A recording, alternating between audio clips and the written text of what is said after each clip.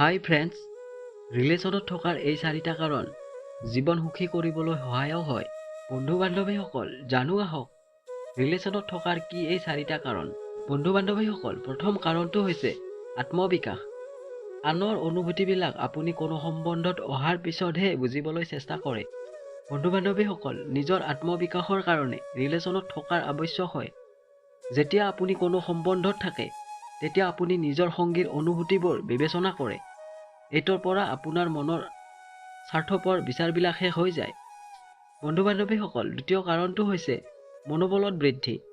যেতিয়া আপুনি কোনো ৰিলেশ্যনত থাকে তেতিয়া আপোনাৰ সংগীৰ সকলো কথা আপোনাৰ ভাল লাগে। সৰু সৰু কথাটো আপুনি তেওঁৰ প্ৰশংসা কৰে আৰু তেওঁৰ মনোবল বঢ়ায়।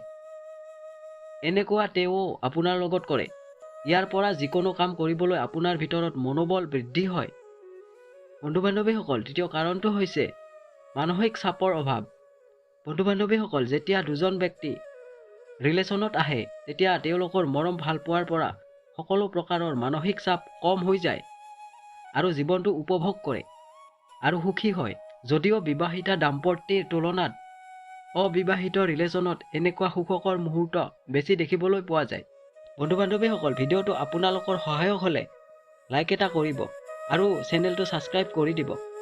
বন্ধু বান্ধৱীসকল, 4 নম্বৰটো হৈছে কেতিয়াও অকলশৰীয়া অনুভৱ নহয়। যেতিয়া আপুনি ডাঙৰ হ'বলৈ ধৰে তেতিয়া পঢ়া বা চাকৰিৰ কাৰণে ঘৰ পৰিবাৰৰ পৰা দূৰ হ'ব লগাত পৰে আৰু আপুনি অকলশৰীয়া অনুভৱ কৰিব ধৰে। তেও আপোনাৰ বহুত বন্ধু থাকিব পাৰে, কিন্তু আপোনাৰ পৰিয়ালৰ দৰে আপোনাৰ যত্ন ৰাখিবলৈ আপোনাৰ সংগীয়ে হ'ব লাগিব।